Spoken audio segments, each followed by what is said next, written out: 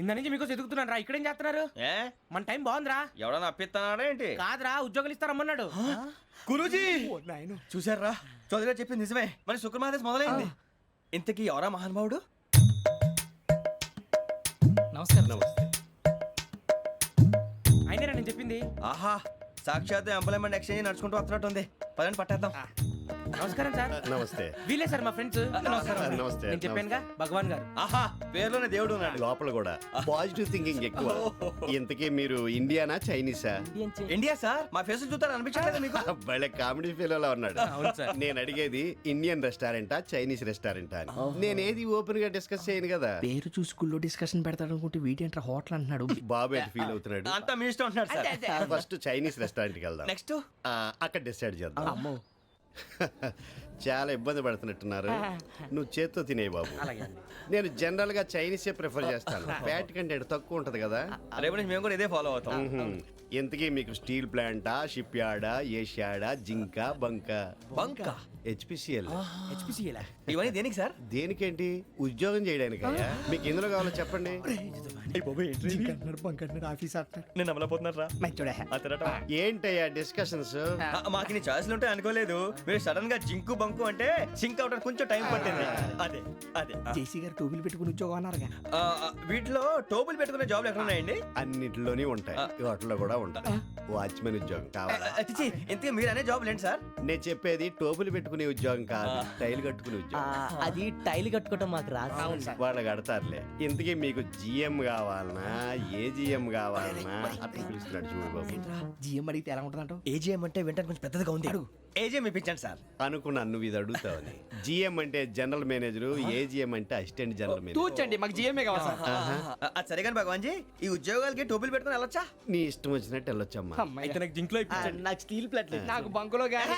Confuse చేయగానే ఆయన్ని అందరికీ ఒక చోట ఇప్పించండి సార్. కలిసి పని చేసుకుంటాం. జీతం ఎంతండి? 30,000 అంటే 40,000. వడ్డీ ఎంత? అప్పు కాదయ్యా, నీకు ఇచ్చే జీతం. అంటే తిరిగి ఒక్కలేదా? ఫ్రస్ట్రేషన్ లో ఉన్నట్టున్నాడు. అవునండి. నువ్వు ఇచ్చిన వాళ్ళు తీసుకోరు. మాకు అవసరం కూడా అదే. అంతేకాదు ప్రతి నెల గ్రాట్యుటీ, పిఎఫ్, సిఎఫ్. బియ్యం కూడా సార్? ఏ నువ్వు యాక్ చేస్తావా? భగవాన్ జీ, మీరు ఇదంతా ఎందుకు చేస్తున్నారు? ఊరికే మాత్రం కాదు, నేను మంచోడని చెప్పి నా కారు పెట్రోల్ లేకుండా వెళ్తుందా? వెళ్దాం. నేను ఇచ్చుకోవాల్సినవి ఉంటాయి కదా. కదా. ఇలా చూడు, అందుకని ఉద్యోగానికి వాళ్ళ ఆకారం తీసుకుంటా. మా గెటబుల్ చూసి మీరు అపార్థం చేసుకుంటున్నారు. మాకంత పొజిషన్ లేదండి బాబు. పోనీ నలుగురు కలిసి ఉద్యోగం చేసుకోవచ్చా? మీ దరిద్రం నాకు అర్థమైంది. థ్యాంక్స్. మీ నలుగురు కలిసి ఓ ₹1,00,000 ఇవ్వండి చాలు. నేను నమ్మనరా, డబ్బుల విషయంలో అసలు నమ్మను. నాన్నగారు మీరు అలా అంటాం భావ్యం కాదు. ఏదో జేసీ గారి సిఫార్సు వల్ల శని గారు సైడ్ అయ్యి శుక్రవారం మొదలైంది. ఉద్యోగం దానంతటి అదే వెతుకుంటూ వచ్చింది. అందుకని ఇంకేం కావాలో చెప్పండి. స్టీల్ ప్లాంట్ లో జీఎం అని పెద్ద పోస్ట్ అమ్మా. జీతం 30,000, నెల నెల ప్రమోషన్లు, సిఎఫ్లు, డిఎఫ్లు, పిఎఫ్లు, బిఎఫ్లు. ఇవన్నీ నువ్వు చదివిన చదువుకే. అబ్బాబే, దీనికి చదువుకి సంబంధం లేదండి. చెప్పాను కదా, శుక్ర మహాదశ. అది దాని పవర్ అనుకోండి, ఎఫెక్ట్ ఈ అనుకోండి. రోజుల్లో కూడా గ్రహాలు ఏటా nonsense? అబ్బా ఏంటండి వాడన్న ప్రతిదాన్ని ఇలా కొట్టి పడేస్తారు. చిన్నప్పటి నుంచి లక్షలు పోస్ట్ చదివించారు. అమ్మా నువ్వు లేని పోనీ పెట్టుకో. లక్షలు ఎక్కడైనా ఊరుకోరా, మాట వరుస కదాలే. ఒక 25,000 ఇస్తే వాడి జీవితం సెటిల్ అయిపోతుంది అంటున్నాడుగా. అంతగా ఆలోచిస్తారేంటండి? అమ్మా నాకు ఉద్యోగం రాగానే మీ అందరినీ స్టీల్ ప్లాంట్ షిఫ్ట్ చేస్తానే. ఓకే? నువ్వు చెప్పేదంతా కరెక్టేనా? నాన్నగారు మీకు అంత అనుమానం అది ఇవ్వకండి. సర్లే, ఇప్పటికిప్పుడు అంత డబ్బు అంటే కష్టం కానీ నా కెనటిక్ హోండా అమ్మాలి. నాకు తెలుసు మీరు ఆ నిర్ణయం తీసుకుంటారని, అందుకే పార్టీని పట్టుకొచ్చాను. బయట వెయిటింగ్.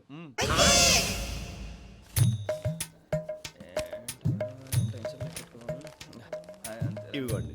భగవాన్ జీ, మీతో నాకు కుదరదండి, మీరు తేడా మనుషుల్లా ఉన్నారు. చూడటానికి అలా కనపడతాం కానీ తేడా మనుషులు కాదండి. ఇది ఎంతో లెక్క పెట్టండి. 5,000 తగ్గిందండి. ఆ విషయం నాకు ముందు చెప్పాలి కదా. ఇది తేడాతనం కదా. సర్దుబాటు కాక జరిగిన పొరపాటు. మా దరిద్రం మీకు తెలియంది కాదు. మీ ప్రాబ్లమ్స్ నాకు అనవసరం అండి. ఇప్పటికే మీ మూలంగా 3,00,000 బొక్క తెలుసా. మీరు ఫేస్ అంత చిరాగ్గా పెట్టకండి. రే ఆ గొలుసు ఎవరా?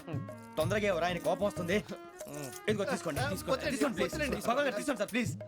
భగవాన్ గారు మీ కోపం తగ్గిందా? కోపం కాదు వెంకటేశ్వర గారు, ఎందుకో మోసాన్ని భరించలేను, అది నా బలహీనత. ఇవన్నీ వదిలేయండి, ఇంకోసారి పొరపాటు జరగదు. మేము ఎప్పుడు జాయిన్ అవ్వాలో చెప్పండి, కొత్త బట్టలు కొనుక్కోవాలి. మీరు ఆ పనిలో ఉండండి. పొద్దున్నే గుడికి వెళ్ళి 9:30 కల్లా, మొన్న వచ్చారే ఆ ఆఫీస్కి వచ్చేయండి. మీ అపాయింట్మెంట్ ఆర్డర్స్ రెడీగా ఉంటాయి. 8:30కి వచ్చేస్తాం. మీరు వచ్చిన వాళ్ళ తలుపులు తీరు. మీ కంగారు నేను అర్థం చేసుకోగలను. ఇంతకాలం పని లేక స్తంభించిపోయిన మీ జీవితాలు ఇక నుంచి వేగం పుంజుకుంటాయి. ఆయన ఉన్నారా? ఎవరు? భగవాన్ గారు. మీరెవరు? ఆయన క్లోజ్ ఫ్రెండ్స్. సరే లోపల రండి. పదా సార్ వీళ్ళు భగవాన్ క్లోజ్ ఫ్రెండ్స్ అంటారు. సరే నువ్వు వెళ్ళి నేను మాట్లాడతా. సార్ మీరంతా భగవాన్ స్నేహితులా అవును, అలాంటి స్నేహితులు ఉన్నందుకు గర్వపడుతున్నాం. సరే ఏంటి సంగతి? ఏముంది, మా అపాయింట్మెంట్ ఆర్డర్ చేస్తే పట్టుకులు చేరిపోతాం. ఈ రోజు గురు పౌర్ణమి, మంచి రోజు. అపాయింట్మెంట్ ఆర్డర్ ఏంటి? మీకు అందాల్సిన నీకు అందనట్లేదు. ఏంటది? ఏంటంటావేంటి? ఒక్కోడు 25,000 ఇచ్చాం. భగవాన్ గారి హెల్పింగ్ నేచర్ కాబట్టి తక్కువ రేటుకి ఒప్పుకున్నాడు. ఇంతకీ ఇది ఏ ఆఫీసో మీకు తెలుసా? తెలుసుకోవాల్సిన అవసరం మాకు లేదు. కానీ చెప్పాల్సిన అవసరం మాకుంది. యాంటీ కరప్షన్ బ్యూరో, అంటే అవినీతి నిరోధక శాఖ. లంచం తీసుకోవటమే కాదు, ఇవ్వటం కూడా నేరం. మీ భగవాన్ గారు ఒక 420. మా బాబుకి ఎన్ని తిట్లు వచ్చిన విషయం నిన్నే తెలిసింది నాకు. ఇంతవరకు మా బాబు నా ఒట్టుమే చేయలేదని మీ అందరితో గర్వంగా చెప్పుకునేవాడిని. ఫస్ట్ టైం మ్యాన్ హ్యాండింగ్ రికార్డ్ దొబ్బింది. తక్కువే నా గోల్ చెలుగు లాగేస్తున్నాడు. అరే కోపడకండి రా, వాడు ఇక్కడే దొరుకుతాడని మా ఫ్రెండ్ చెప్పాడు. తొక్క దొరుకుతాడు. మీకు జింక్ లో కావాలనా, బంక్ లో కావాలనా, స్టీల్ ప్లాంట్ లో కావాలనా, షిప్ యార్డ్ లో కావాలనా? అంటే ఎక్కడ పడితే అక్కడ ఇప్పిస్తారా సార్? ఎక్కడ పడితే అక్కడ, ఎలా కావాలంటే అలా చేసుకుందాం, ఇబ్బంది ఏమీ లేదు. ఆపరేషన్ లో కావాలనా? అవి గేమ్స్ కదా సార్. ఆ స్పోర్ట్స్ కోటా లేవయ్యా. ఏమైంది సార్? ఉద్యోగాలు ఇప్పించమని ఎంట పడుతున్నారు. నువ్వు టచ్ లో ఫోన్ చేయ.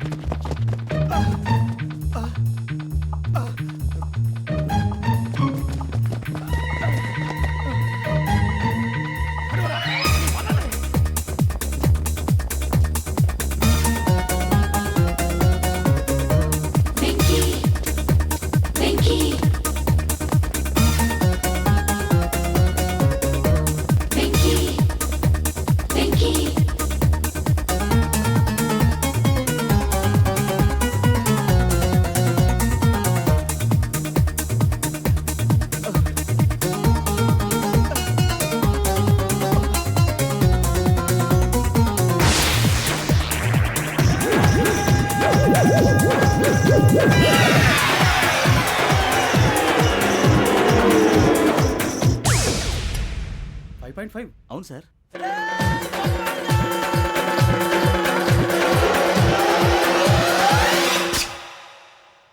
గ్రేట్.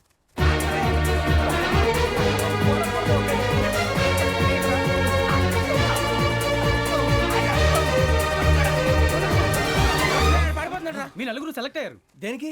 ఎస్ఐ సెలక్షన్స్ లో మీరు ఫిజికల్ టెస్ట్ అన్ని పాస్ అయ్యారు.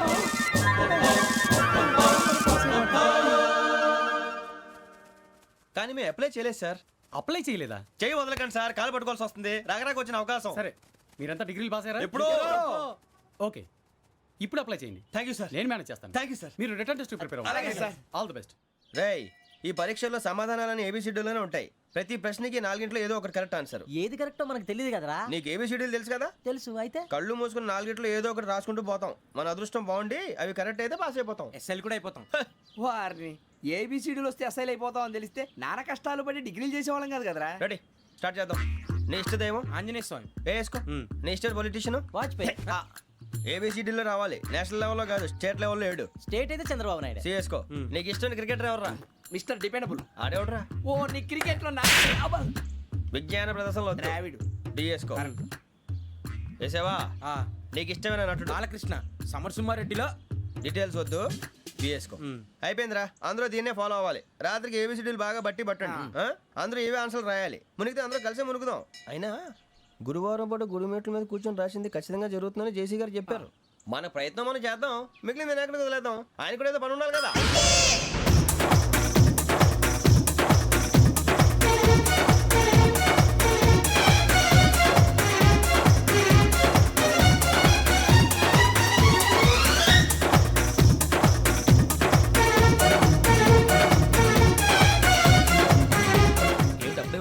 మేము దేవుడిని నమ్ముకున్నాం, అందుకే ఫాస్ట్. వాళ్ళు నమ్ముకున్నారు, అందుకే లేట్. అర్థం కాలే. మా కాన్సెప్ట్ నీకు అర్థమైతే గుండా సత్తావు. వస్తా.